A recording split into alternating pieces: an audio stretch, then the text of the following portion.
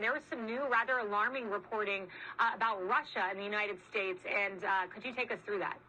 So what happened this morning, Kaylee, is that a senior U.S. government official shared with reporters the fact that there exists U.S. intelligence that shows Russia is gearing up to launch a false flag operation just inside Ukraine's border. So essentially, in layman's terms, that means the U.S. government believes Russia is sending its own proxy fighters across the border into Ukraine to stir up trouble, possibly to launch an attack against Russian forces.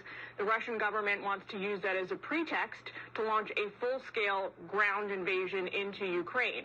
What's notable about this, aside from the fact that it's shocking and terrifying, is that so far the U.S. government is now saying this to reporters, right, but they've not provided the underlying intelligence to put their money where their mouth is. So this intelligence, it has reportedly been shared with our foreign intelligence allies, but it's not being shared with the American people. This politically, Kaylee, opens the administration up to the criticism from Russia that we're making it up. And the Russian government has spared no expense and no effort to try and denigrate the CIA and the national security community here in the United States for years. So I anticipate the next step coming is that the Russian government is going to start fighting back against this morning's reporting and saying it's simply not true.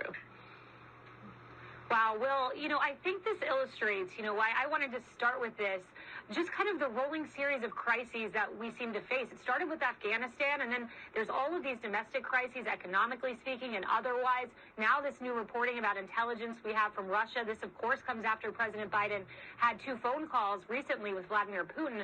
It's just so alarming. And then you look at the domestic agenda, which really kind of crystallized yesterday when President Biden goes to the Hill for the 3rd time, in-person visit to the Hill, and for the 3rd time fails to get what the intended legislation passed.